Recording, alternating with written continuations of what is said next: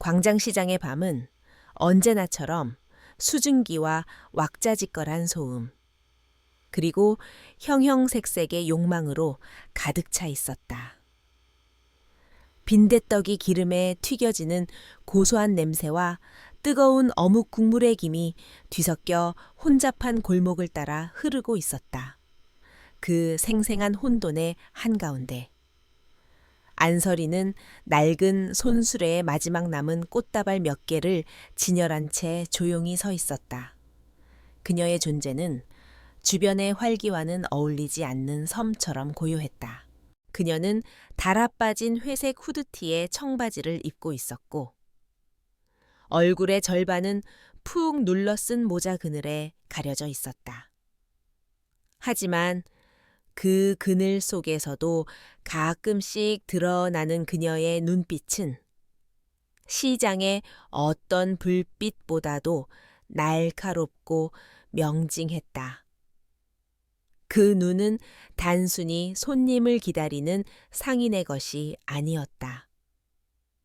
그것은 주변의 모든 움직임과 소리를 끊임없이 측정하고 분석하는 훈련된 자의 것이었다.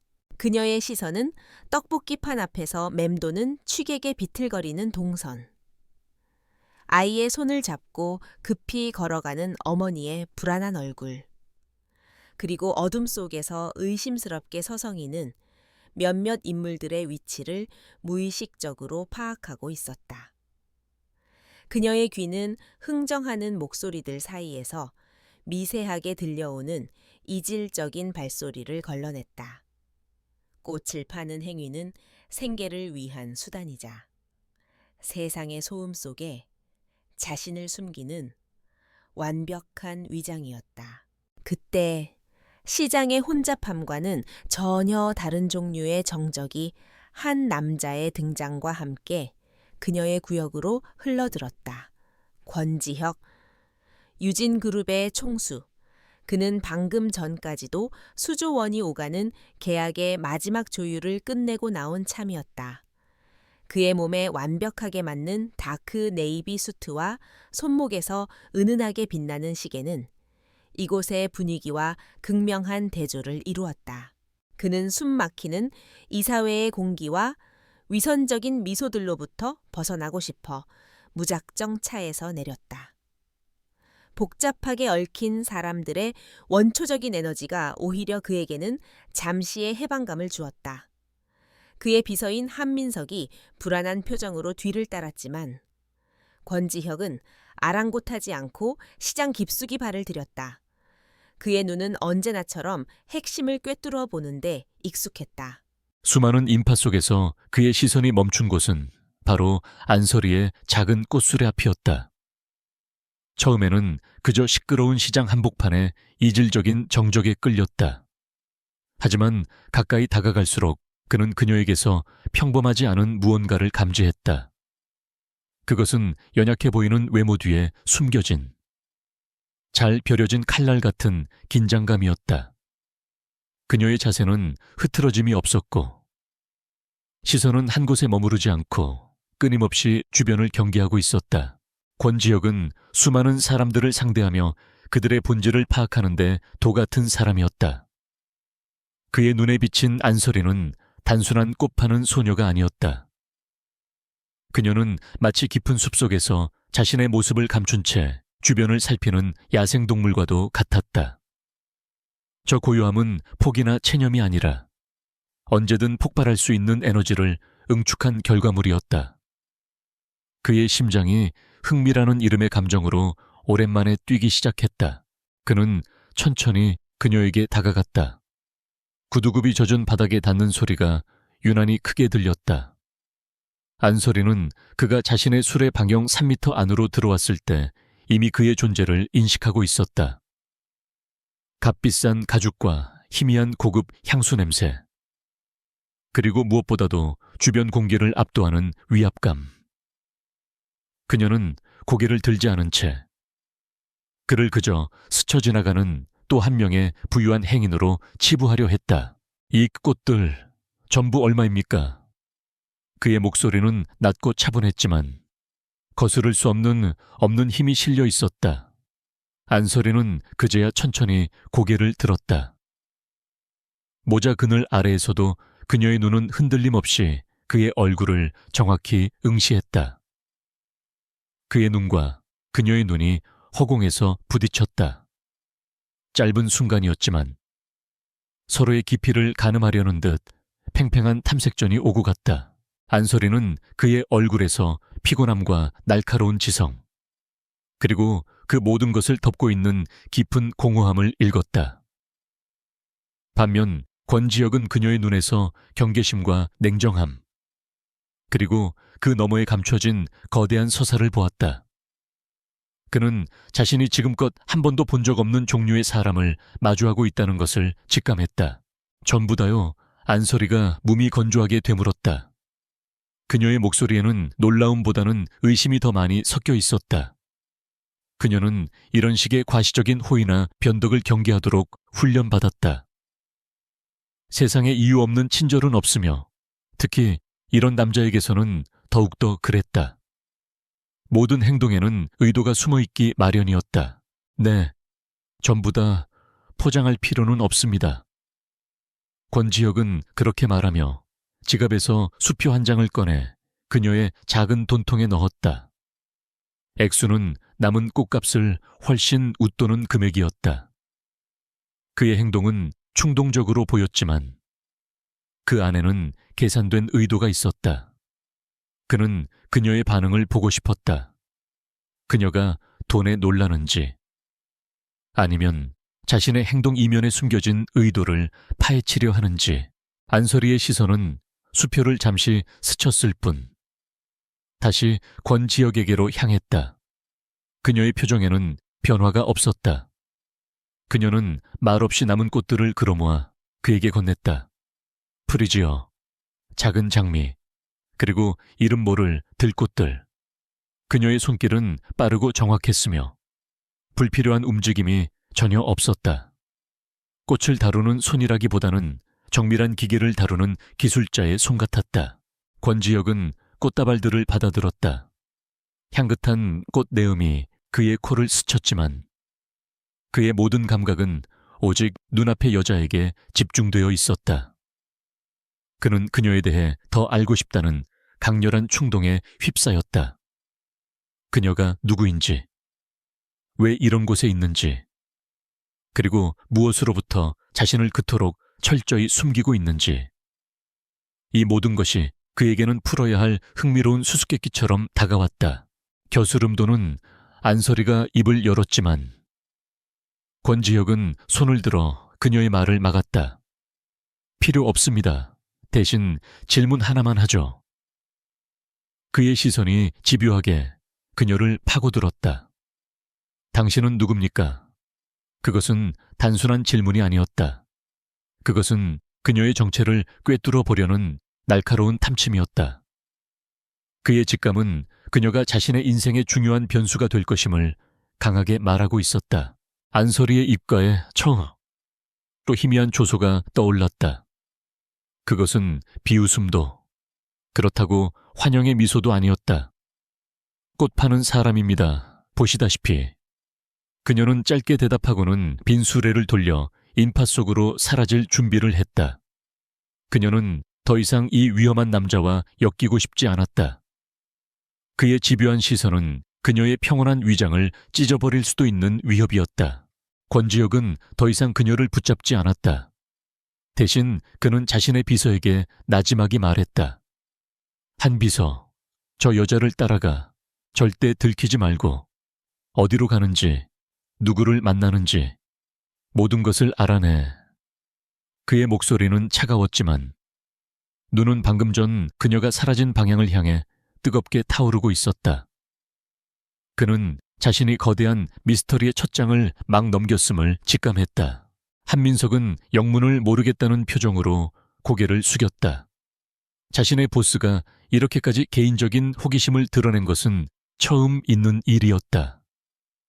그는 거추장스러운 꽃다발들을 대신 받아들고 조용히 인파 속으로 스며들며 안설이의 뒤를 쫓기 시작했다. 권지혁은 홀로 남아 차가운 밤 공기 속에서 여전히 남아있는 희미한 꽃향기를 맡았다. 한편 인파 속으로 사라진 안설이는 이미 자신의 뒤에 추격자가 붙었음을 눈치채고 있었다. 그녀는 시장의 복잡한 구조를 손바닥처럼 꿰고 있었다.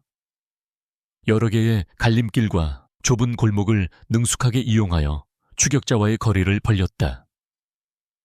그녀의 움직임은 물 흐르듯 자연스러웠지만 모든 단계는 철저히 계산된 것이었다. 그녀의 심장은 냉정하게 뛰고 있었다. 그녀는 좁은 포장마차들 사이를 지나 건어물 가게에 비린내 나는 뒷골목으로 접어들었다. 그곳에서 잠시 숨을 고르며 소리를 들었다. 멀어지는 발소리. 그리고 자신을 놓쳤다는 것을 깨달은 추격자의 희미한 짜증 섞인 한숨. 안설이는 어둠 속에서 조용히 눈을 감았다. 평화는 끝났다. 같다. 오늘 밤의 일은 시작에 불과했다. 그 남자는 위험했다. 그리고 위험은 그녀가 가장 피해야 할 것이었다. 그녀는 낡은 수레를 버려둔 채 완전히 다른 방향으로 몸을 돌렸다. 그녀의 발걸음은 더 이상 꽃을 파는 소녀의 것이 아니었다. 그것은 어둠 속에서 움직이는 법을 아는 훈련된 그림자의 발걸음이었다. 권지혁이라는 남자의 등장은 그녀가 오랫동안 묻어두었던 과거의 망령들을 다시 수면 위로 끌어올리는 방아쇠가 될 것임을 그녀는 본능적으로 느끼고 있었다. 거대한 폭풍이 몰려오고 있었다. 다음 날 아침 유진그룹 본사 펜트하우스 집무실의 공기는 팽팽한 긴장감으로 가득했다. 거대한 통유리창 너머로 서울의 스카이라인이 한눈에 들어왔지만 권지혁의 시선은 오직 맞은편에 서 있는 한민석 비서에게 고정되어 있었다. 한 비서는 보기 드물게 굳은 표정으로 고개를 숙이고 있었다. 그의 완벽주의적인 성격에 실패라는 오점을 남긴 것에 대한 자책감이 역력했다. 놓쳤다는 말인가? 권지혁의 목소리는 조용했지만 그 안에 담긴 무게는 집무실 전체를 짓눌렀다. 네, 회장님, 죄송합니다. 한민석은 간결하게 대답했다. 그녀는 전문가였습니다. 시장의 인파와 지형을 완벽하게 이용해서 마치 연기처럼 사라졌습니다. 저희가 동원한 인력으로는 흔적조차 찾을 수 없었습니다. 그는 어젯밤의 상황을 상세히 보고했다. 한민석의 보고를 듣는 동안 권지혁의 표정에는 실망감 대신 오히려 흥미로운 빛이 더욱 짙어졌다. 평범한 꽃 파는 여자가 전문적인 추적을 따돌린다는 것은 말이 되지 않았다. 그의 직감이 틀리지 않았음이 증명된 셈이다. 그녀는 베일에 쌓인 존재였고 그는 그 베일을 벗겨내고 싶은 욕망에 사로잡혔다. 그는 단순한 호기심을 넘어 그녀의 존재 자체가 거대한 사건의 일부일지도 모른다는 예감을 떨칠 수 없었다. 알겠다. 자책할 것 없어. 권지혁은 자리에서 일어나 창가로 걸어갔다. 오히려 더 확실해졌으니 지금부터 그룹의 정보 분석팀을 동원해 어젯밤 시장 주변의 모든 CCTV, 차량 블랙박스 영상을 확보하고 안면 인식 시스템을 가동해 통신 기록, 금융거래 내역, 우리가 동원할 수 있는 모든 수단을 사용해서 그녀의 신원을 파악해 단, 절대 외부에 노출되어서는 안 돼. 조용히 유령의 이름을 찾아내듯 진행하도록 그의 명령은 단호했다. 한민석은 즉시 고개를 숙이고 집무실을 나섰다. 유진그룹의 막강한 정보력이 한낮 길거리의 여인을 향해 움직이기 시작했다. 하지만 며칠이 지나도 결과는 실망스러웠다. 그녀의 얼굴은 몇몇 흐릿한 영상에 포착되었지만 데이터베이스에 등록된 어떤 인물과도 일치하지 않았다. 그녀가 사용했을 법한 어떤 이름이나 계좌도 존재하지 않았다. 그녀는 말 그대로 유령이었다. 한편 안설이는 서울의 오래된 언덕 동네, 좁은 골목들이 거미줄처럼 얽힌 곳의 옥탑방에서 숨죽이고 있었다. 그녀의 공간은 최소한의 가구만으로 채워져 있었고 모든 물건은 언제든 떠날 수 있도록 정리되어 있었다. 창문에는 빛을 가리는 두꺼운 암막 커튼이 쳐져 있었고 테이블 위에는 부품을 분해하고 재조립한 듯한 낡은 노트북 한 대가 놓여 있었다. 그녀는 지난 며칠간 그날 밤의 남자에 대해 생각했다. 권지혁, 유진그룹의 총수, 언론에 가끔씩 모습을 드러내는 그 차가운 얼굴. 그런 거물이 왜 자신에게 접근했을까? 그의 눈빛에서 읽었던 것은 단순한 동정이 아니었다. 그것은 상대를 분석하고 가치를 매기는 최상위 포식자의 시선이었다. 그녀는 이것이 결코 좋은 징조가 아님을 알았다. 그녀의 불안감은 현실이 되었다. 노트북 화면에는 그녀가 해킹해서 실시간으로 보고 있는 동네 방범 카메라 영상 여러 개가 분할되어 떠 있었다.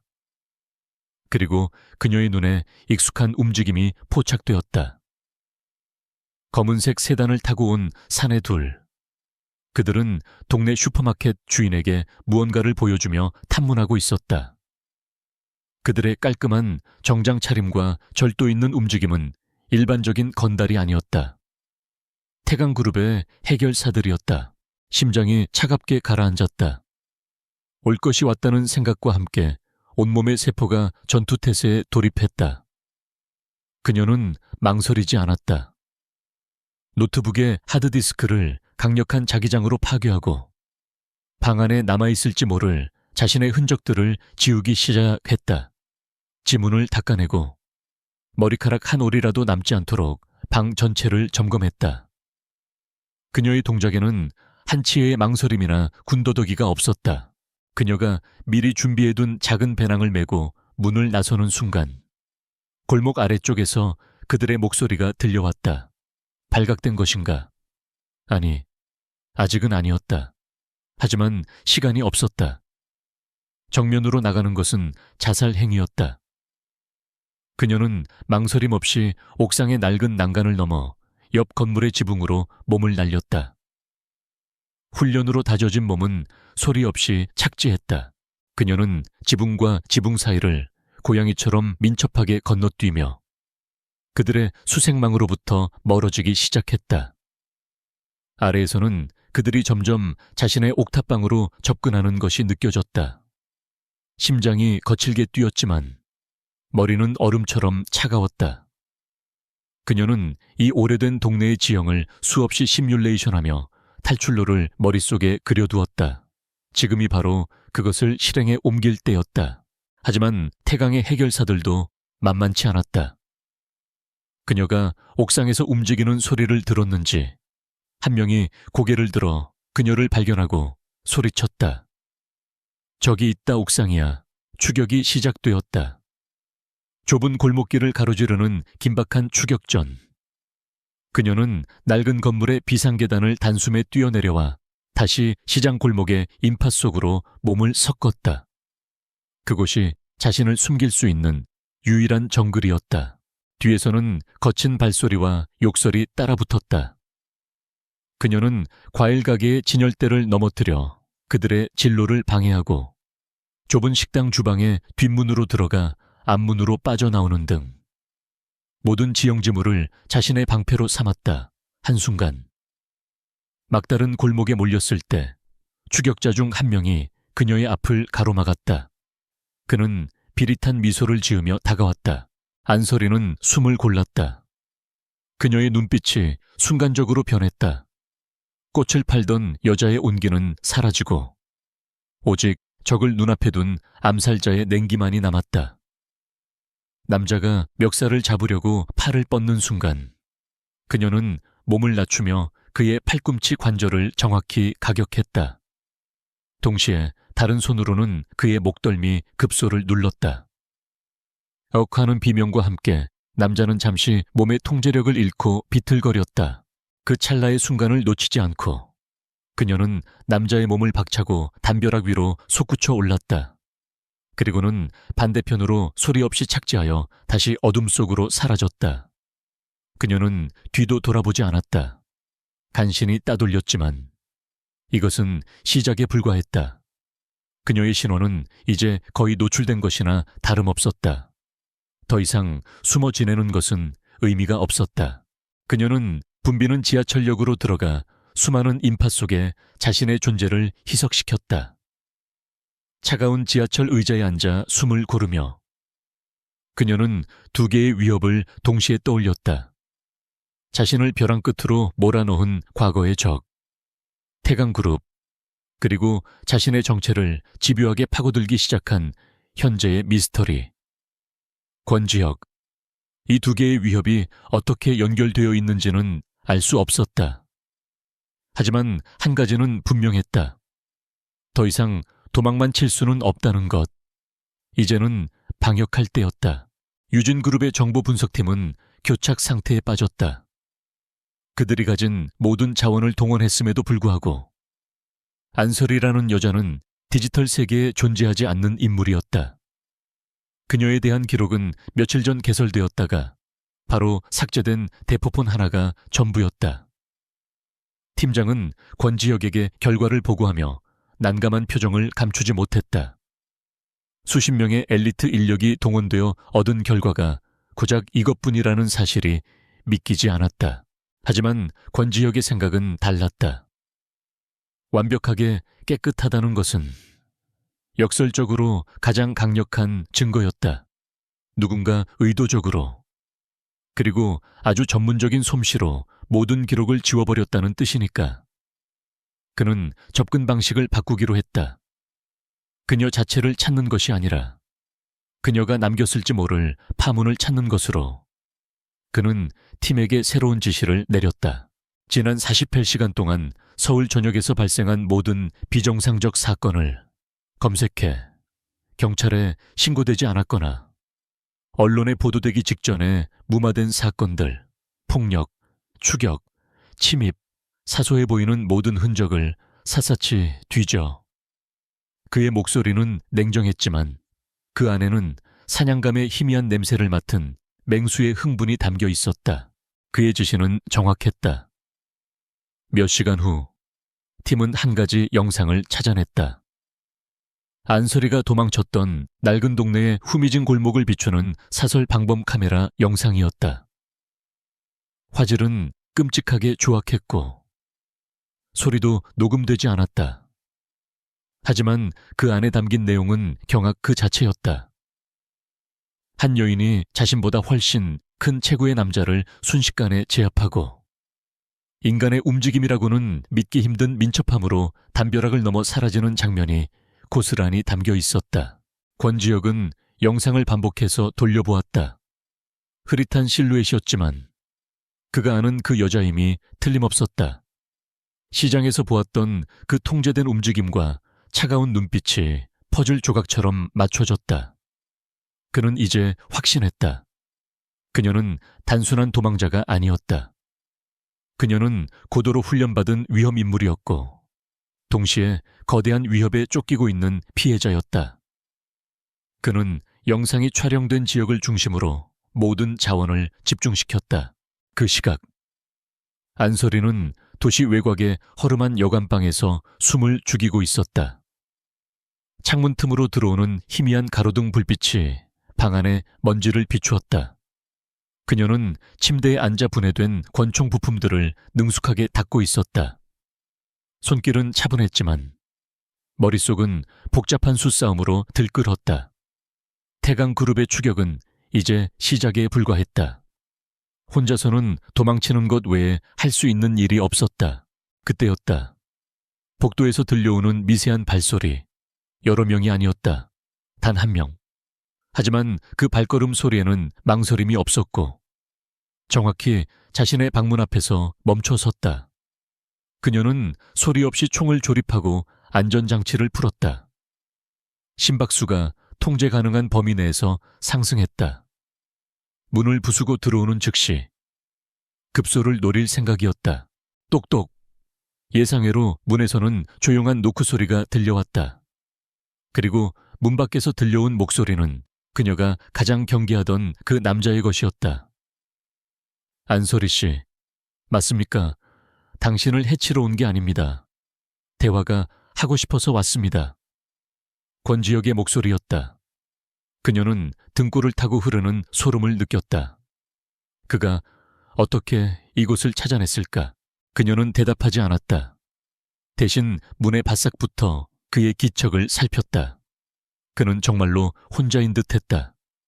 최소한 복대는 다른 인기척이 느껴지지 않았다. 이것은 함정일 수도 있었다. 하지만 이대로 문을 걸어 잠그고 버티는 것은 어리석은 짓이었다. 그는 이미 자신이 이곳에 있다는 사실을 알고 있었다. 그녀는 짧게 숨을 고르고 결심했다. 무세운 용건이죠. 그녀의 목소리는 차갑고 건조했다. 문 하나를 사이에 두고 팽팽한 긴장감이 흘렀다. 여기서 할 얘기는 아닌 것 같습니다. 권지혁은 태블릿 PC를 꺼내 문 아래 틈으로 밀어 넣었다. 화면에는 그녀가 골목에서 남자를 제압하던 영상이 반복 재생되고 있었다. 나는 당신의 적이 아닙니다. 오히려 당신에게 필요한 사람일지도 모르죠. 안설이는 태블릿 화면을 내려다보았다. 심장이 철렁했지만 얼굴에는 어떤 표정도 드러내지 않았다. 그는 자신의 능력을 알고 있었다. 그리고 그것을 이용할 가치가 있다고 판단했기에 직접 찾아온 것이다. 그녀는 잠시 생각에 잠겼다. 이 남자는 위험하지만 동시에 기회일 수도 있었다. 그녀는 천천히 문이 잠금 장치를 풀었다. 문이 열리자 두 사람의 시선이 다시 한번 허공에서 격돌했다. 권지혁은 여전히 완벽한 수트 차림이었고 그의 눈은 모든 것을 꿰뚫어 볼 듯이 깊었다. 그는 안설이의 손에 들린 권총을 보고도 전혀 동요하지 않았다. 오히려 그는 그녀의 경계심을 당연하다는 듯 받아들였다. 이야기를 하려면 서로 총을 겨누지 않는 편이 좋겠죠. 그들은 방 안으로 들어섰다. 좁은 공간은 두 사람의 존재감만으로도 가득 차는 듯했다. 먼저 침묵을 깬 것은 권지혁이었다. 당신을 쫓는 건 태강 그룹이겠지. 그것은 질문이 아니라 확인이었다. 안설이는 대답 대신 그를 노려보았다. 그걸 어떻게 알죠? 당신이 그들과 한패가 아니라면. 그녀의 목소리에는 날카로운 가시가 돋쳐 있었다. 나 역시 그들을 무너뜨리고 싶으니까. 권지혁은 자신의 이야기를 시작했다. 태강그룹의 회장 박태준이 과거 자신의 아버지를 배신하고 유진그룹을 위기에 빠뜨렸던 일, 그리고 지금도 불법적인 방식으로 유진의 사업을 방해하고 있다는 사실을 털어놓았다. 그의 이야기에는 개인적인 원한과 기업가로서의 분노가 뒤섞여 있었다. 그는 감정을 드러내지 않았지만 목소리 끝에 실린 증오는 진실하게 들렸다. 그는 제안을 다 내놓았다. 당신은 그들의 내부를 파고들 기술과 능력이 있어. 나는 당신에게 필요한 모든 자원과 정보를 제공할 수 있지. 안전가옥, 자금, 신분 위장, 최첨단 장비까지. 당신의 적은 나의 적이기도 해. 힘을 합치는 게 어떻소? 그의 제안은 거부할 수 없을 만큼 매력적이었지만 동시에 위험한 독이 든 성배와도 같았다. 안설이는 그의 눈을 똑바로 바라보며 그의 진위를 읽으려 했다. 그녀의 모든 훈련 과정이 이 남자 같은 사람을 믿지 말라고 경고하고 있었다. 하지만 이성적으로는 그의 말이 옳았다. 혼자서는 결국 쫓기다 죽거나 평생을 그림자 속에서 살아야 할 것이다. 그와 손을 잡는다면 비록 위험하지만 반격의 기회를 잡고 자신의 누명을 벗을 수도 있었다. 조건이 있습니다. 그녀는 마침내 입을 열었다. 그녀의 눈빛은 더 이상 도망자의 것이 아니었다. 다시 과거의 엘리트 요원, 에코의 눈빛으로 돌아와 있었다. 이건 신뢰의 관계가 아닙니다. 공동의 목표를 위한 임시 동맹일 뿐. 작전의 지휘는 내가 맡습니다. 당신은 지원만 하세요. 그리고 만약 날 배신할 생각이 조금이라도 든다면 난 사라질 겁니다. 하지만 그 전에 당신이 오늘 나를 찾아온 걸 평생 후회하게 만들어 주겠어요. 그녀의 말에는 한치의 물러섬도 없었다. 권지혁은 잠시 그녀를 바라보더니 이내 희미하게 미소 지었다. 그것은 그가 그녀에게서 기대했던 바로 그 대답이었다. 그는 고개를 끄덕였다. 좋소. 당신의 조건을 모두 받아들이지. 그렇게 서로 다른 세계에 속한 두 사람의 위태로운 동맹이 맺어졌다. 거대한 적을 앞에 두고 그들은 서로의 가장 날카로운 무기가 되기로 결정했다. 권지혁이 안설이를 위해 마련한 새로운 안전가옥은 그의 성격을 그대로 보여주는 공간이었다. 강남의 한적한 오피스텔 최상층. 외부에서는 평범한 사무실로 위장되어 있었지만 내부는 최첨단 장비로 가득 찬 비밀 지휘 통제실이었다. 방금 처리가 된 벽, 암호화된 독립통신망, 그리고 유진그룹의 슈퍼컴퓨터와 직통으로 연결된 서버까지. 이곳은 세상과 완벽히 단절된 오직 방역을 위한 요새였다. 안설이는 이곳에 들어선 순간 비로소 오랫동안 잊고 있던 해방감을 느꼈다. 더 이상 쫓기는 자의 불안함은 없었다.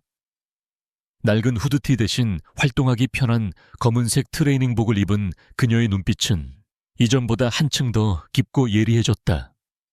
그녀는 마치 물을 만난 물고기처럼 혹은 자신의 왕국으로 돌아온 여왕처럼 모든 장비를 능숙하게 점검하고 자신에게 맞게 시스템을 최적화하기 시작했다. 그녀의 손가락이 키보드 위에서 춤을 추자 여러 개의 모니터 화면이 순식간에 복잡한 데이터와 암호들로 채워졌다. 지난 몇 년간 어둠 속에서 숨죽여야 했던 전설적인 NIS 분석가 에코가 부활하는 순간이었다. 권지혁은 한쪽에서 조용히 그 모습을 지켜보았다. 그는 자신이 단순히 뛰어난 요원 한 명을 얻은 것이 아니라 전쟁의 판도를 바꿀 수 있는 전략가를 얻었음을 직감했다. 본격적인 분석이 시작되자 안설이는 완전히 다른 사람이 되었다. 그녀는 권지혁의 팀이 수집한 방대한 양의 자료를 단지 훑어보는 것이 아니었다. 그녀는 그 데이터의 바닷속으로 잠수해 들어가 그 안에 숨겨진 미세한 흐름과 패턴을 읽어냈다. 그녀의 첫 번째 목표는 태강그룹의 자금 흐름, 즉 박태준의 돈줄을 파악하는 것이었다. 괴물을 잡으려면 그 괴물이 먹는 먹이부터 알아내야 해요. 그녀는 며칠 만에 처음으로 입을 열며 혼잣말처럼 중얼거렸다. 그녀는 박태준 회장에 알려진 모든 거래 내역, 개인적인 취향, 심지어 그의 심리 상태에 대한 보고서까지 검토했다. 그녀는 숫자의 나열 속에서 그의 탐욕과 불안, 그리고 오만함을 읽어내고 있었다. 그것이 바로 그의 약점과 연결될 실마리였다. 유진그룹의 팀이 몇 주간의 노력에도 해독하지 못했던 암호화된 장부들은 그녀의 손에서 속수무책으로 해체되었다. 그녀는 일반적인 해킹 방식이 아닌 데이터의 구조적 결함과 그것을 만든 프로그래머의 심리적 허점을 파고드는 방식으로 접근했다. 그녀의 작업은 기술이라기보다는 예술에 가까웠다. 화면 위에서는 수백 개의 유령 회사와 해외 계좌들이 거미줄처럼 얽히며 거대한 지도를 그려내고 있었다. 권지혁은 주기적으로 지휘 통제실을 찾았다. 그는 불필요한 질문을 하거나 작전에 개입하지 않았다. 대신 그는 따뜻한 커피나 간단한 식사를 가져다주며 그녀가 최고의 컨디션을 유지할 수 있도록 돕는 조력자의 역할에 충실했다. 그는 그녀가 모니터에 집중하는 모습을 보며 이 작은 체구의 여인이 어떻게 거대한 태강그룹을 위협할 수 있는지 조금씩 이해하게 되었다. 어느 날 밤 안설이는 거대한 터치스크린 앞에 서서 권지혁을 불렀다. 화면에는 복잡하게 얽힌 자금 흐름도가 펼쳐져 있었다. 수많은 화살표와 이름들이 혼란스러워 보였지만 그녀의 설명이 더해지자 모든 것이 명확해졌다. 그녀는 박태준이 단순한 조세 피난처를 이용하는 수준을 넘어섰다고 말했다. 보세요. 박태준은 돈을 숨기는 게 아니에요. 그는 돈의 국적 자체를 바꾸고 있어요. 그녀는 화면의 한 부분을 확대했다. 그는 불법 비자금을 여러 개의 암호화폐 거래소로 보내 잘게 쪼갠 뒤 그것으로 해외 유명 미술품 경매에서 작품을 구매합니다. 그리고 그 미술품을 국내의 특정 갤러리를 통해 다시 팔아서 완벽하게 깨끗한 돈으로 세탁하는 거죠. 그녀가 가리킨 곳은 인사동에 위치한 가온 갤러리라는 곳이었다. 겉보기에는 평범한 화랑이었지만 그녀가 분석한 자료에 따르면 그곳은 태강그룹의 비자금이 합법적인 자산으로 둔갑하는 핵심 세탁소였다. 그녀는 거래 기록에 남아있던 미세한 시간 차이와 환율 변동의 이상 패턴을 근거로 이 사실을 밝혀냈다.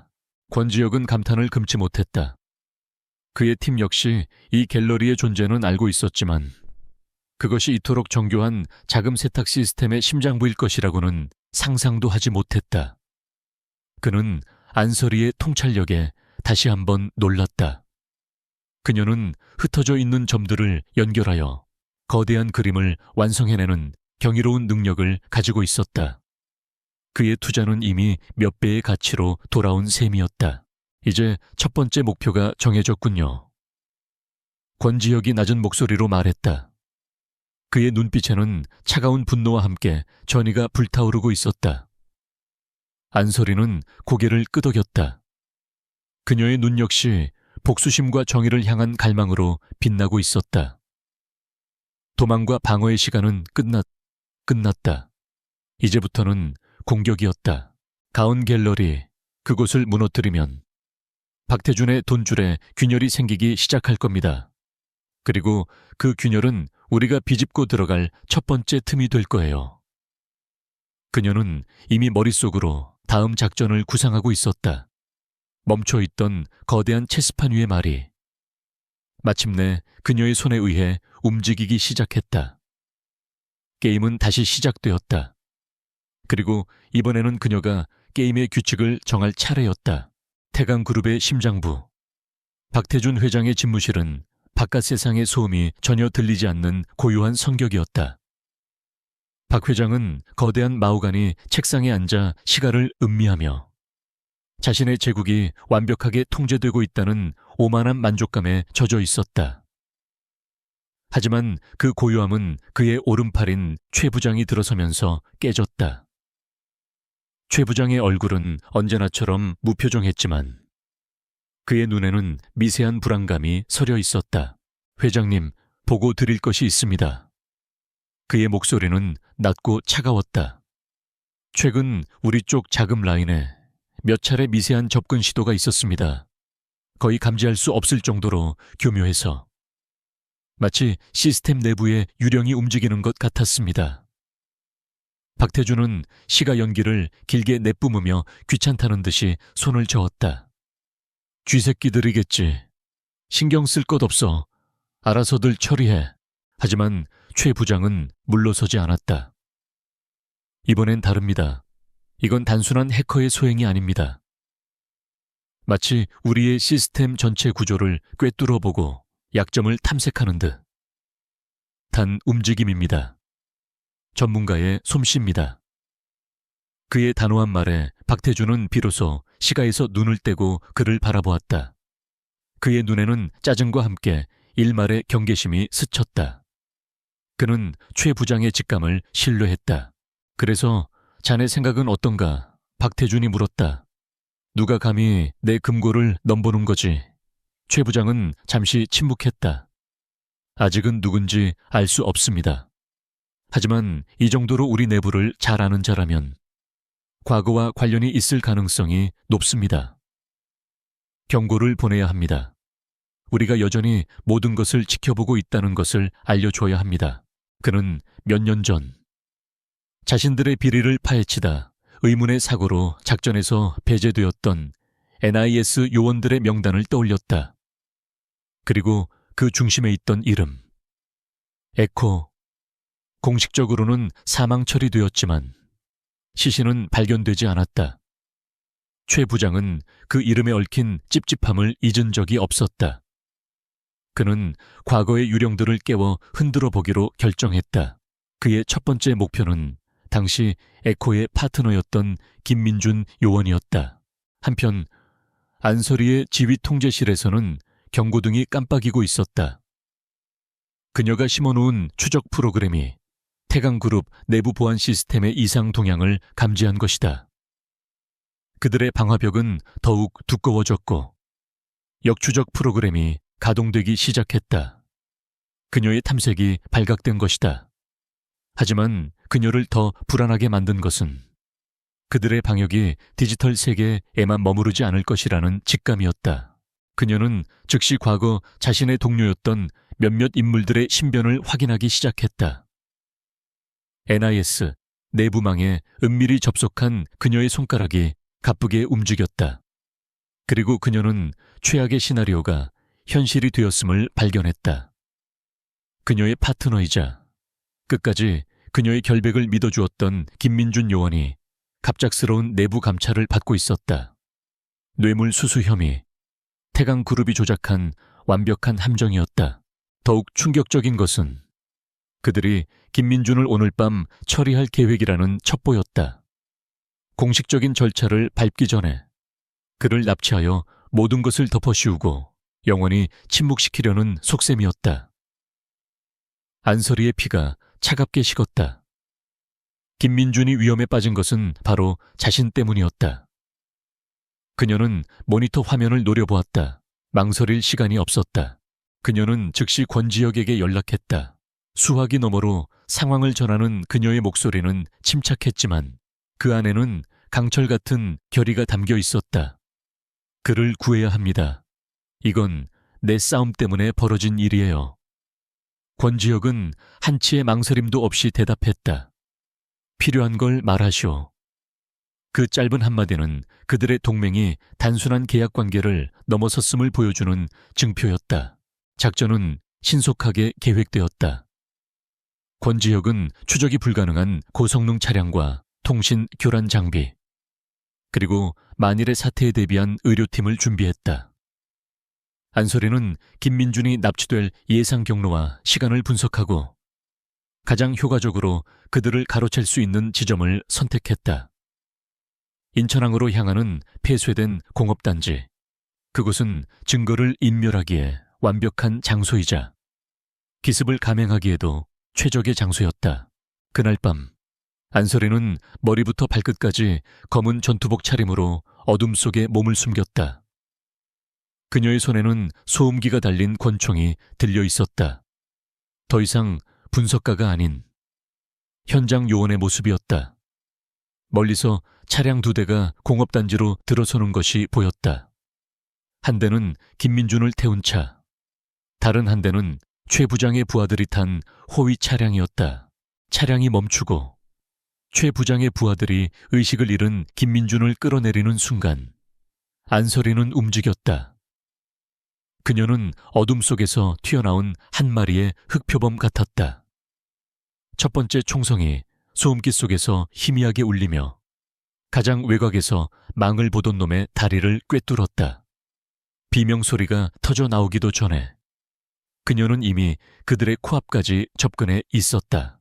순식간에 아수라장이 펼쳐졌다.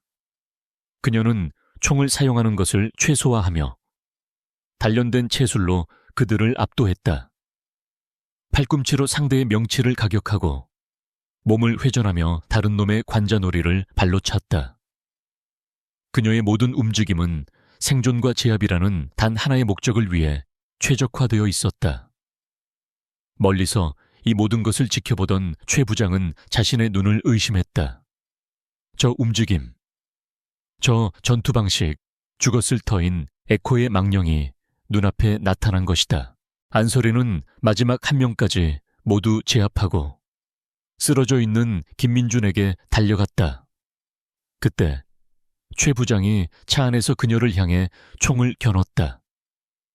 하지만 그가 방아쇠를 당기기 직전 그의 차량과 주변 모든 통신 장비가 지직거리며 먹통이 되었다. 권지혁이 약속대로 통신 교란 장치를 작동시킨 것이다. 최 부장은 당황한 표정으로 차창 밖에 그녀를 노려보았다. 짧은 순간 어둠 속에서 두 사람의 시선이 마주쳤다. 안설이는 김민준을 부축해 권지혁이 준비한 차량에 태우고 현장을 빠져나갔다. 뒤에서는 최 부장의 분노에 찬 고함 소리가 희미하게 들려왔다. 작전은 성공했지만 대가는 컸다. 그녀는 자신의 존재를 적의 심장부에 명확히 각인시켜버렸다. 이제 더 이상 숨을 곳은 없었다. 이것은 전면전의 시작을 알리는 신호탄이었다. 박태준은 돌아온 유령을 잡기 위해 그의 제국이 가진 모든 힘을 동원할 것이 분명했다. 유진그룹 소유의 비밀 의료시설. 하얀 시트 위에서 김민준은 천천히 의식을 되찾았다. 그의 옆에는 안설이가 조용히 앉아 있었다. 그는 흐릿한 시야 속에서 그녀의 얼굴을 확인하고는 안도의 한숨과 함께 깊은 죄책감을 내쉬었다. 설이야, 나 때문에 네가 다시 위험에 빠졌구나. 그의 목소리는 갈라져 있었다. 선배 탓이 아니에요. 안설이는 그의 손을 가볍게 잡았다. 박태준은 어차피 날 찾고 있었어요. 선배는 그저 미끼였을 뿐이에요. 이제 괜찮아요. 여긴 안전해요. 그녀의 말은 차분했지만 그녀의 눈빛은 이전과는 비교할 수 없을 정도로 차갑게 타오르고 있었다.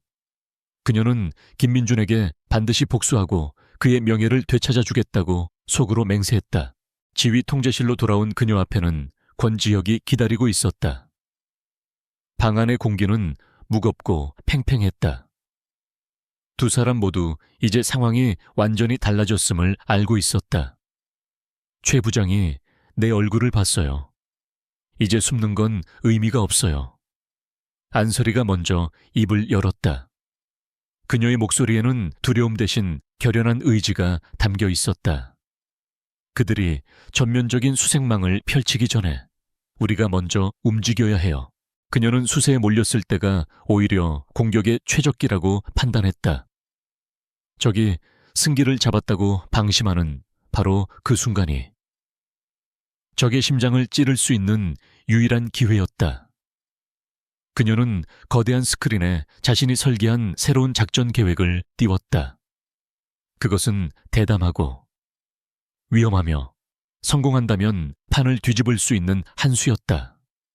바로 태강재단이 주최하는 자선갈라 행사를 노리는 것이었다.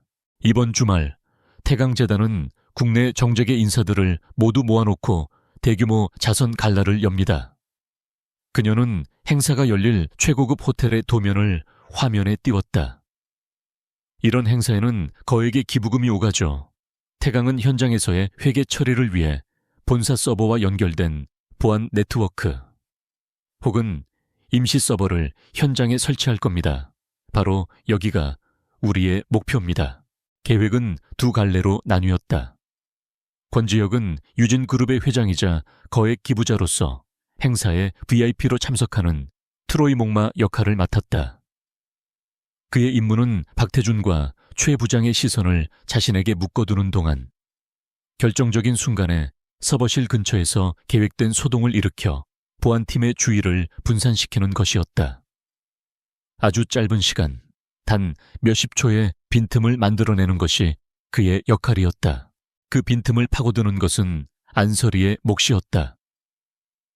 그녀는 호텔 직원으로 위장 잠입하여 권지혁이 만들어낸 혼란을 틈타 서버실에 침투. 태강의 비밀 장부 데이터 전체를 복제할 수 있는 특수장치를 설치하고 빠져나와야 했다. 단 한 번의 실수도 용납되지 않는 칼날 위를 걷는 것과 같은 작전이었다.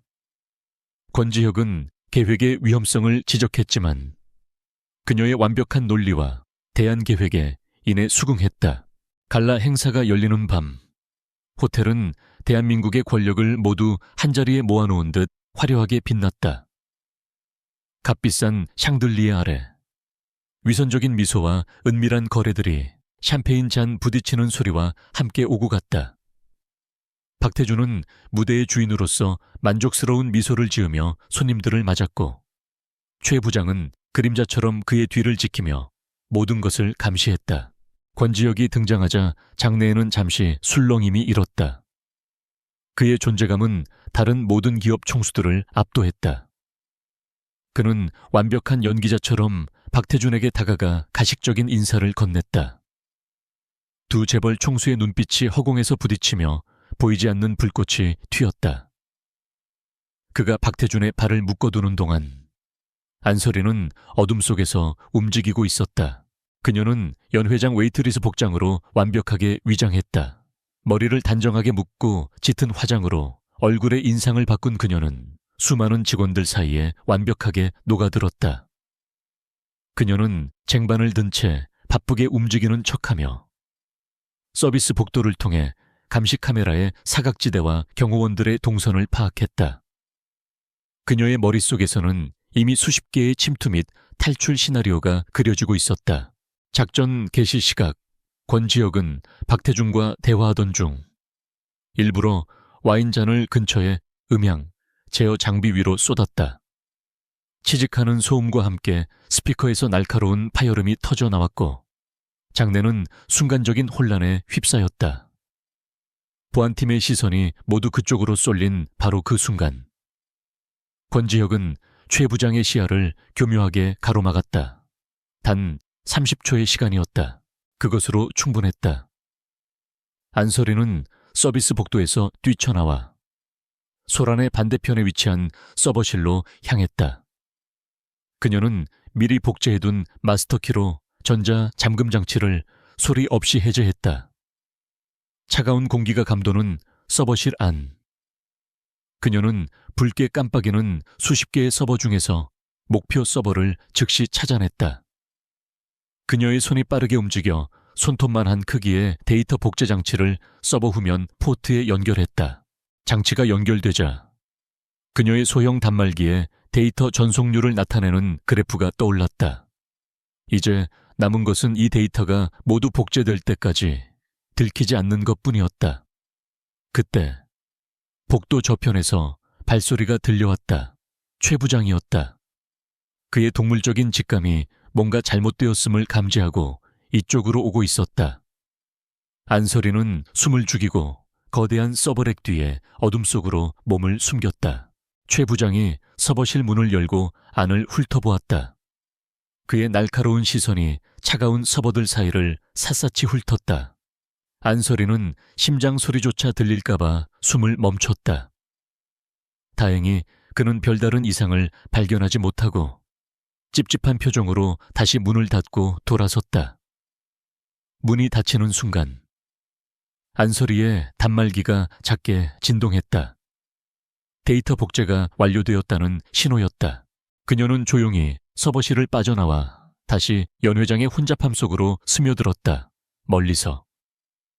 그녀는 권지혁과 눈이 마주쳤다.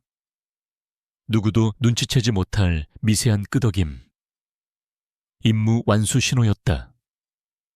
그들의 심장은 승리의 흥분과 아슬아슬한 긴장감으로 거세게 뛰고 있었다. 그들은 적의 심장부에 치명적인 바이러스를 심고 유유히 빠져나온 것이다. 이제 그 바이러스가 제국의 심장을 어떻게 갉아먹을지 지켜볼 일만 남았다. 지휘 통제실의 서버로 태강그룹의 비밀 데이터가 폭포수처럼 쏟아져 들어오기 시작했다.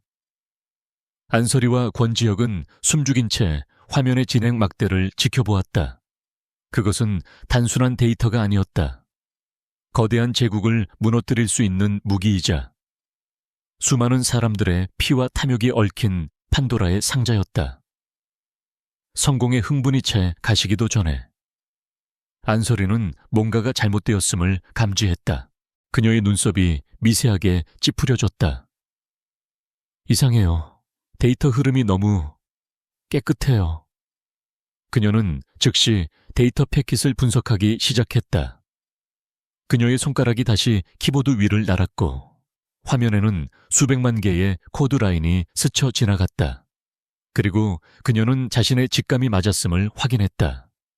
그들이 복제한 데이터의 약 30%는 함정이었다. 침입자를 속이기 위해 만들어진 가짜 장부, 즉 허니팟이었다. 젠장 그녀는 나지막이 욕설을 내뱉었다. 더 큰 문제는 그것만이 아니었다. 그들이 데이터를 다운로드하는 동안 역으로 태강의 서버에서 보낸 아주 작은 추적 프로그램이 자신들의 시스템으로 스며들었다. 그것은 일반적인 바이러스가 아닌 특정 조건이 충족되면 시스템 전체를 파괴하고 자신들의 위치를 노출하도록 설계된 논리, 폭탄이었다. 그들의 침투 방식과 규모를 역으로 파악하려는 고도의 수법이었다. 연결 끊어요. 지금 당장 그녀가 외쳤다. 권지혁은 즉시 물리적으로 서버 라인을 차단했다. 안설이는 이미 방화벽 내부에 격리 공간을 만들어 논리 폭탄을 가두고 분석에 들어갔다. 간발의 차이였다. 몇 초만 늦었더라면 이 비밀 기지는 그대로 적에게 노출될 뻔했다. 그들은 귀중한 정보를 얻었지만 동시에 자신들의 존재와 실력을 적에게 고스란히 보여준 셈이 되었다. 한편 박태준 회장의 집무실에서는 분노의 폭풍이 휘몰아치고 있었다. 최 부장은 침통한 표정으로 서버가 뚫렸다는 사실을 보고했다. 유령인 줄 알았더니 아예 집 안방까지 들어왔다 나간 격입니다. 박태준의 얼굴은 분노로 시뻘겋게 달아올랐다. 그는 손에 들고 있던 크리스털 잔을 벽난로에 던져 박살냈다. 감히 대체 어떤 놈들이야. 하지만 그의 분노는 이내 교활한 미소로 바뀌었다. 그는 최 부장에게 나가보라고 손짓한 뒤 책상 서랍 깊숙한 곳에서 암호화된 위성 전화를 꺼냈다. 그는 단축번호 하나를 눌렀다. 수화기 너머에서 들려온 목소리는 뜻밖에도 유진그룹 정보분석팀을 이끄는 강진규 부장의 것이었다. 회장님, 저 강진규입니다. 강 부장. 박태준의 목소리는 꿀처럼 달콤했지만 그 안에는 뱀의 독이 숨겨져 있었다. 자네 주인께서 요즘 재미있는 놀이를 시작한 것 같더군. 꽃 파는 여자애 하나를 데리고 말이야.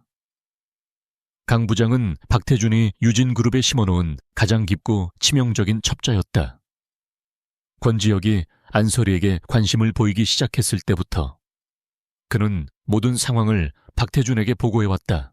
강 부장은 이번 갈라 행사 침투 작전에 대한 대략적인 내용과 그들의 다음 목표가 가운 갤러리가 될 것임을 박태준에게 알렸다. 모든 정보를 손에 쥔 박태준은 최 부장을 다시 불러들였다. 쥐새끼들이 아니라 호랑이 새끼였군. 좋아, 내가 직접 놀아주지. 그들이 원하는 걸 미끼로 던져줘. 그리고 이번에야말로 그 유령의 숨통을 끊어버리는 거다. 지휘통제실에서는 다시 분석 작업이 한창이었다. 논리폭탄을 제거한 안설이는 훔쳐낸 진짜 데이터들을 해독하는 데 성공했다. 그 안에는 가온 갤러리를 통한 자금 세탁의 구체적인 정황 증거들이 담겨 있었다. 하지만 결정적인 한방. 박태준의 이름이 명시된 원본 장부의 행방은 묘연했다. 그때 강진규 부장이 다급한 표정으로 들어왔다. 찾았습니다. 저희 팀이 태강 내부 정보원을 통해 확인했습니다. 그는 자신이 발견한 첩보를 보고했다. 태강 측이 이번 데이터 유출에 크게 당황해서 가온 갤러리에 보관 중이던 모든 원본 비밀 장부를 내일 밤 안전한 곳으로 옮길 계획이라고 합니다. 지금이 아니면 기회가 없습니다. 그의 연기는 완벽했고 그가 내민 증거들은 그럴듯했다. 안설이는 미심쩍었다. 타이밍이 너무 좋았다. 마치 자신들이 이 정보를 기다리고 있었다는 듯이 나타난 기회였다. 하지만 권지혁은 오랜 시간 신뢰해온 부하의 보고와 눈앞의 기회에 마음이 흔들렸다. 이건 우리가 기다려온 기회요. 위험하지만. 성공한다면 전쟁을 끝낼 수도 있어. 그의 말에 안설이도 동요했다. 만약 사실이라면 놓칠 수 없는 기회였다. 결국 그녀는 위험을 감수하고 장부 탈취 작전을 계획했다. 다음 날 밤, 가온 갤러리 뒤편의 어두운 골목. 안설이는 권지혁이 제공한 소수의 정예 요원들과 함께 매복하고 있었다. 약속된 시간이 되자 검은색 호송 차량 한 대가 갤러리 지하 주차장에서 빠져나왔다. 작전은 계획대로 진행되는 듯했다. 하지만 그들의 차량이 호송 차량을 가로막는 순간 모든 것이 지옥으로 변했다. 골목 양쪽의 건물 옥상에서 수십 개의 조명이 일제히 켜지며 대낮처럼 환해졌다. 동시에 모든 퇴로가 차단되었고 사방에서 최 부장이 이끄는 수십 명의 무장한 괴한들이 나타났다. 완벽한 함정이었다. 오랜만이군, 에코. 최 부장은 차가운 미소를 지으며 그녀를 향해 총을 겨눴다. 젠장 안소리가 외치며 엄폐물 뒤로 몸을 날렸다. 순식간에 총격전이 벌어졌다. 상대는 수적으로 압도적이었고 처음부터 그들을 죽일 작정으로 공격해왔다. 안소리와 그녀의 팀원들은 필사적으로 저항했지만 상황은 절망적이었다. 팀원 한 명이 그녀를 보호하려다 총에 맞아 쓰러졌다. 피가 낭자한 아스팔트 위에서 안소리는 자신의 실수를 뼈저리게 깨달았다. 그녀는 부상을 입은 채 남은 팀원들의 희생으로 간신히 포위망을 뚫고 탈출했다. 작전은 처참한 실패로 끝났다. 아군을 잃었고 적의 함정에 보기 좋게 걸려들었다. 임시 안전가옥에 돌아온 그녀는 고통과 분노로 몸을 떨었다. 권지혁은 참담한 표정으로 고개를 숙였다. 내 잘못이오. 내가 너무 서둘렀소. 안소리는 그를 쳐다보았다. 그녀의 눈에는 더 이상 실망감이 아니었다. 얼음처럼 차가운 확신이 서려 있었다. 이 완벽한 함정은 단순한 판단, 착오의 결과가 아니었다. 내부 정보가 새어나가지 않고서는 불가능한 일이었다.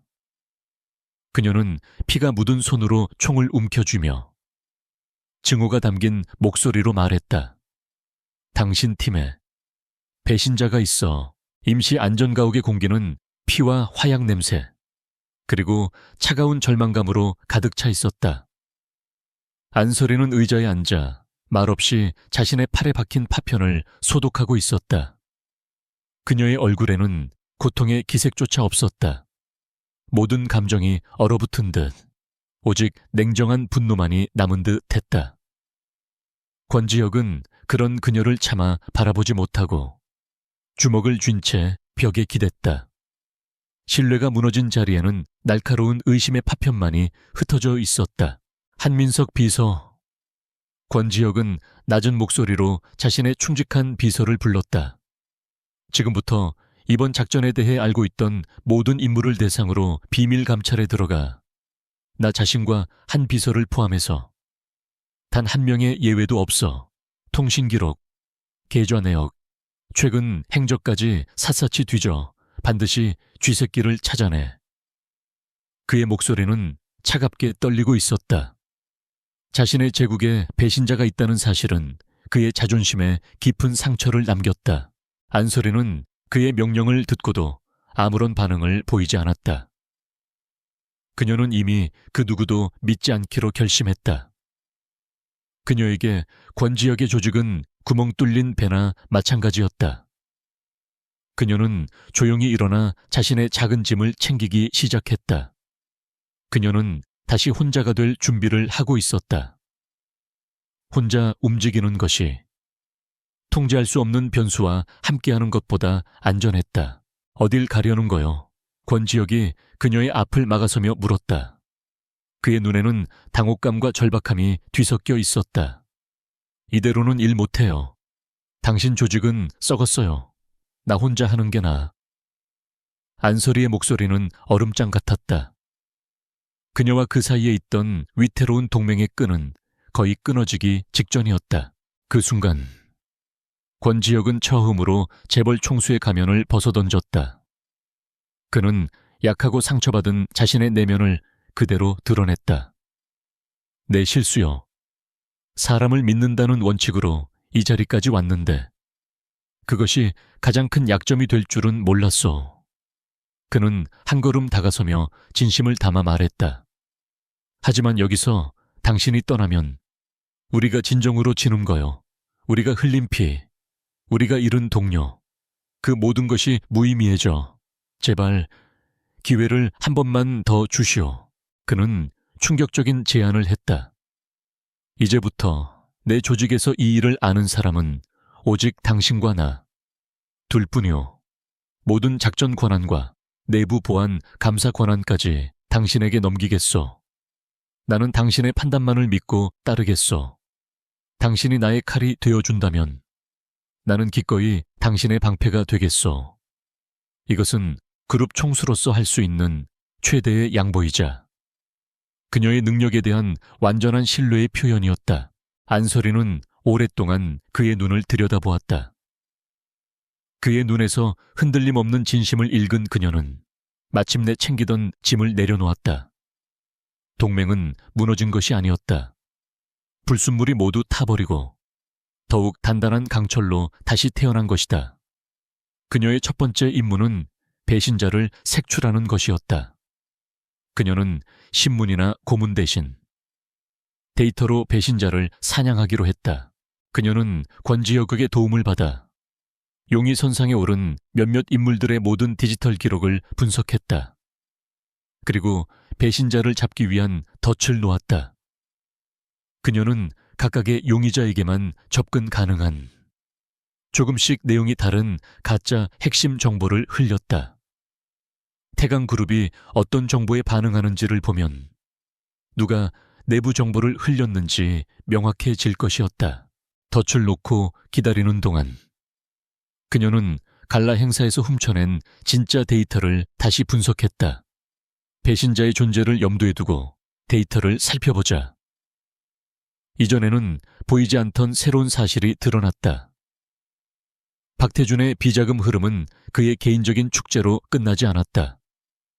그 돈의 상당 부분이 정계와 검찰의 최고위급 인사들에게 정기적으로 상납되고 있었다. 이것은 단순한 기업 비리가 아니라 국가 시스템 자체를 좀먹는 거대한 부패의 카르텔이었다.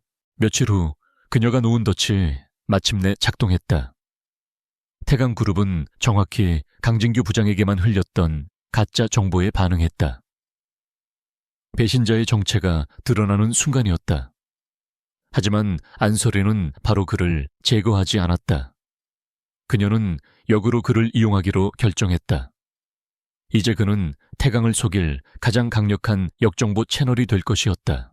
그녀는 권지혁에게 자신의 마지막 계획을 밝혔다. 더 이상 태강그룹의 비자금 같은 꼬리를 노리는 것은 무의미했다. 뱀의 머리가 아니라 뱀의 둥지 전체를 불태워야 했다. 무대는 언론과 수많은 주주들의 시선이 집중되는 태강그룹의 정기 주주총회. 그곳에서 모든 것을 터뜨릴 생각이었다. 우리는 이제부터 강 부장을 통해 박태준에게 거짓된 희망을 심어줄 겁니다. 그녀의 눈빛은 그 어느 때보다 차갑고 명석하게 빛났다. 우리가 실패에 절망하여 모든 것을 포기한 것처럼 권지혁 회장, 당신이 이 싸움에서 발을 빼려는 것처럼 위장하는 거죠. 박태준이 방심하고 승리를 확신하는 바로 그 순간 그의 발밑에서 지옥의 문을 열어줄 겁니다. 절망의 잿더미 속에서 가장 대담하고 치명적인 계획이 모습을 드러내고 있었다. 안설이와 권지혁의 관계는 배신이라는 시련을 통해 오히려 절대적인 신뢰 관계로 거듭났다. 안설이는 스크린 위에 거미줄처럼 얽힌 부패의 연결고리를 노려보았다. 그녀는 나지막이 말했다. 이제부터 우리의 목표는 박태준 한 명이 아니에요. 그의 제국을 지탱하는 모든 기둥을 한 번에 무너뜨릴 겁니다. 태강그룹의 정기 주주총회가 열리는 컨벤션 홀은 성공과 자신감의 열기로 가득 차 있었다. 단상 위에서 박태준 회장은 회사의辉煌한 실적을 발표하며 자신의 제국이 그 어느 때보다 견고하다고 선언했다. 그는 강진규 부장을 통해 권지혁이 싸움을 포기했으며 그를 괴롭히던 유령 역시 사라졌다고 보고받았다. 그의 얼굴에는 승리자의 오만한 미소가 떠나지 않았다. 그의 시선이 주주석 앞줄에 앉은 권지혁에게 잠시 머물렀다. 권지혁은 아무런 표정 없이 마치 모든 것을 체념한 듯 조용히 앉아 있었다. 박태준은 속으로 비웃었다. 결국 젊은 애송이는 자신을 이길 수 없다고 생각했다. 그의 옆에는 최 부장이 그림자처럼 서서 날카로운 눈으로 장내를 살피고 있었지만 그의 자세 역시 이전보다 한결 느슨해져 있었다. 완벽한 방심이었다. 그 순간 수십 킬로미터 떨어진 지휘 통제실에서 안설이는 수십 개의 화면을 동시에 응시하고 있었다. 그녀의 얼굴은 차가운 집중력으로 빛나고 있었다. 그녀의 귀 속에 꽂힌 초소형 통신 장치를 통해 그녀는 권지혁과 연결되어 있었다. 모든 것은 그녀의 계획대로 움직이고 있었다. 폭풍 전야의 고요함, 그 자체였다. 주주들과의 질의응답 시간이 되자 권지혁이 천천히 손을 들었다. 장내의 모든 시선이 그에게 집중되었다. 몇 주간의 침묵을 깨고 그가 무슨 말을 할지 모두가 궁금해 했다. 그는 마이크를 잡고 아주 정중하지만 날카로운 질문을 던지기 시작했다. 회장님의 뛰어난 경영 능력 덕분에 회사가 성장한 점 깊이 감명받았습니다. 다만 몇 가지 궁금한 점이 있습니다. 작년에 동남아시아 지역에서 진행한 자원개발 사업의 실제 수익률이 공시된 것과 차이가 있다는 보고가 있는데 이에 대해 설명해 주실 수 있겠습니까? 그의 질문은 표면적으로는 합리적인 주주의 권리 행사처럼 보였다. 박태준은 잠시 당황했지만 능숙하게 준비된 답변으로 넘어갔다. 하지만 권지혁의 질문은 멈추지 않았다. 그는 안설이가 분석해준 자금 세탁과 연결된 프로젝트들만을 정확히 짚어내며 점점 더 구체적이고 집요하게 파고들었다. 그의 질문들은 박태준의 완벽한 가면 아래의 미세한 균열을 만들어내고 있었다. 박태준의 이마에 식은땀이 맺히기 시작할 무렵 권지혁은 마지막 질문을 던졌다. 태강재단의 투명성에 대해서도 질문드리고 싶습니다. 특히 가온 갤러리를 통해 구매한 미술품들의 실제 가치와 장부상 가치가 일치하는지. 가온 갤러리라는 이름이 나오는 순간 박태준과 최 부장의 얼굴이 굳어졌다. 그 순간 권지혁의 귀 속에서 안설이의 차가운 목소리가 들려왔다. 지금이에요. 다음 순간 컨벤션 홀의 모든 것이 변했다. 박태준의 연설을 비추던 거대한 중앙 스크린과 회의장의 모든 모니터가 일제히 지직거리더니 검은 화면으로 바뀌었다. 그리고 그 화면 위로 안설이가 밤새도록 구축한 거대한 부패의 지도가 나타났다. 시작은 가온 갤러리였다. 돈의 흐름을 나타내는 붉은 선들이 갤러리에서부터 뻗어나와 수십 개의 유령 회사를 거쳐 마침내 정계와 검찰 고위, 인사들의 실명이 적힌 계좌로 흘러 들어가는 모습이 적나라하게 펼쳐졌다. 장내는 물을 끼얹은 듯 조용해졌다.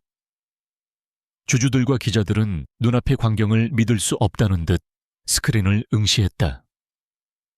화면은 단순한 도표가 아니었다. 비밀 장부의 스캔 파일, 돈이 오고 간 계좌의 거래 내역, 그리고 모든 것을 지시하는 박태준의 목소리가 담긴 비밀 녹취 파일이 차례대로 터져 나왔다. 디지털로 변조된 안설이의 목소리가 얼음처럼 차갑게 증거 하나하나를 설명하고 있었다. 이 개의 자식들이 박태준의 고함과 함께 최 부장이 정신을 차렸다. 그는 즉시 보안팀에게 소리쳤다.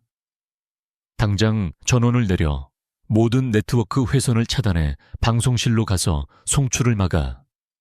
그는 이것이 외부에서 들어온 해킹 공격임을 직감했다. 그와 그의 부하들은 미친 듯이 컨벤션 홀의 중앙 통제실로 달려갔다. 하지만 통제실의 문을 열었을 때 그들을 기다리고 있던 것은 권지혁의 비서, 한민석과 유진그룹의 보안팀이었다.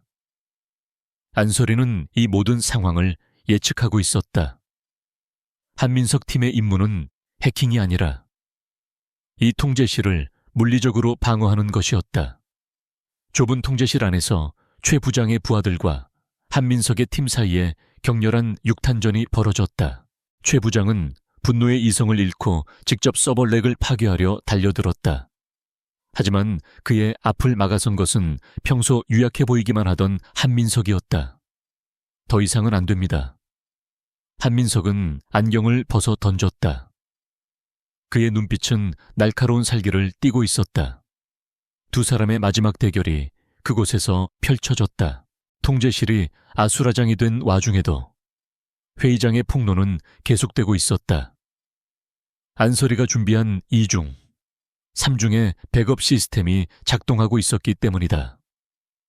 그리고 마침내 마지막 증거가 화면에 나타났다.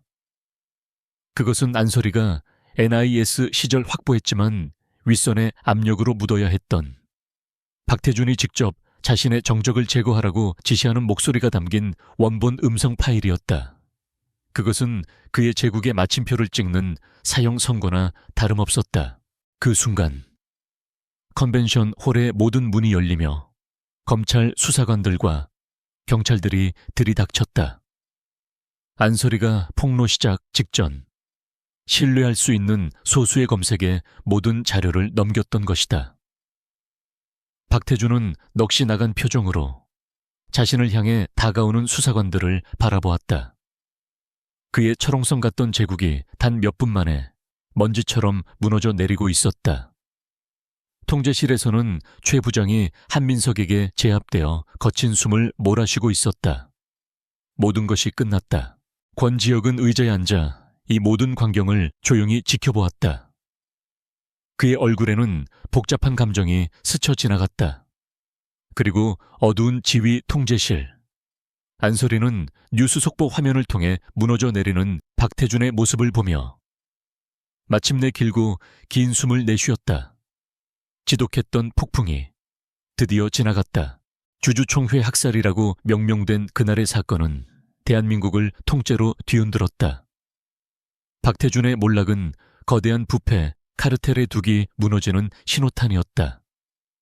수십 년간 철옹성처럼 군림했던 정치인들과 검찰 고위 간부들이 줄줄이 소환되었고 언론은 연일 새로운 폭로를 쏟아냈다. 태강그룹은 해체 수준의 구조조정에 들어갔으며 대한민국 사회는 거대한 외과 수술을 받는 것처럼 통쿠스러운 정화 과정을 겪고 있었다. 세상은 이 모든 것을 계획하고 실행한 미지의 인물, 에코의 정체를 찾으려 혈안이 되었다.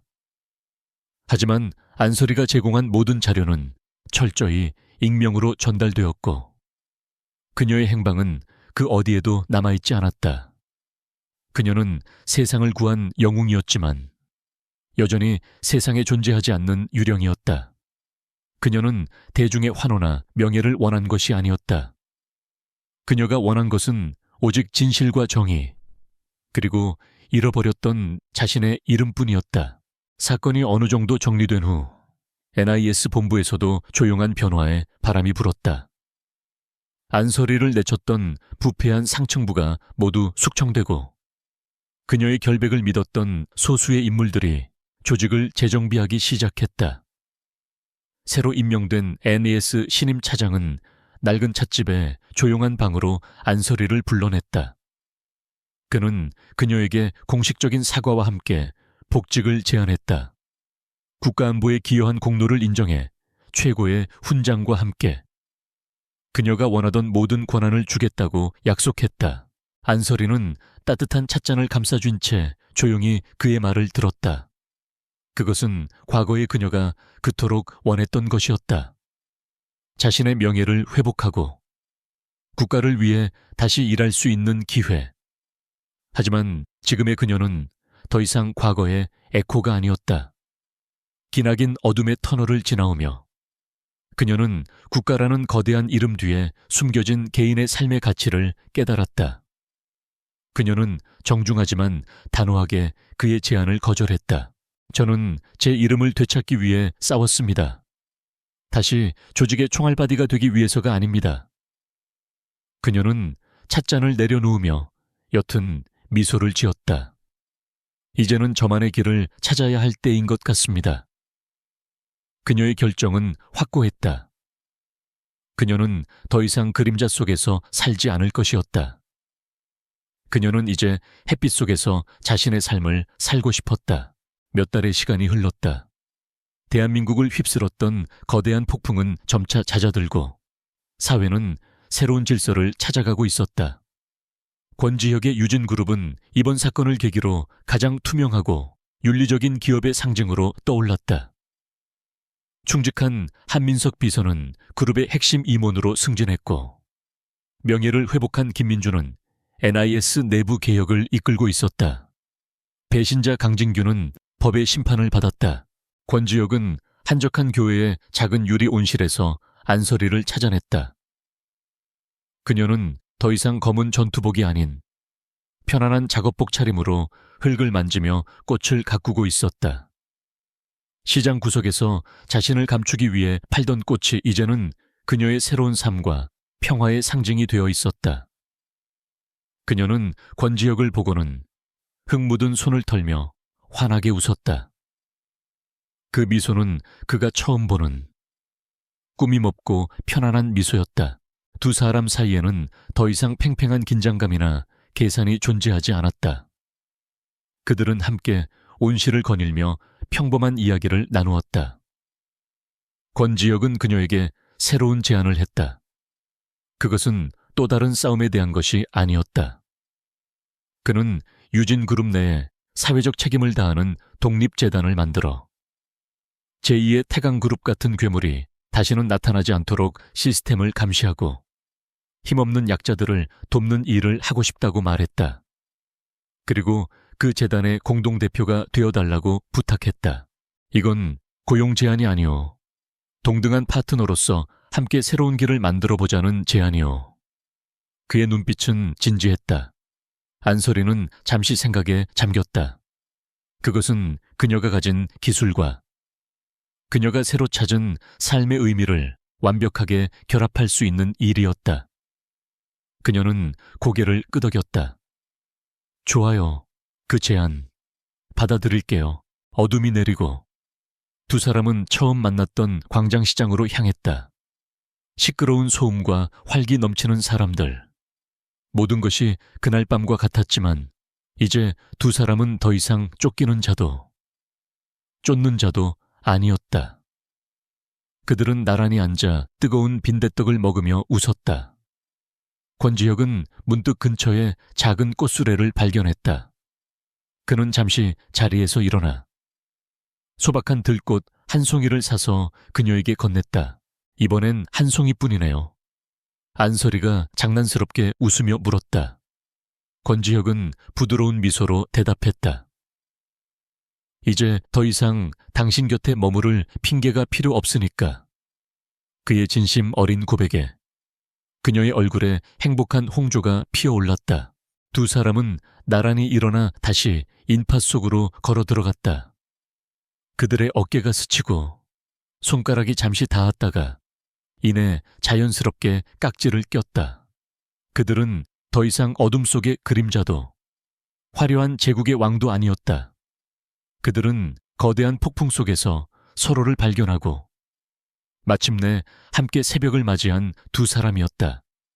그들의 앞에는 이제 막 새로운 이야기가 시작되고 있었다.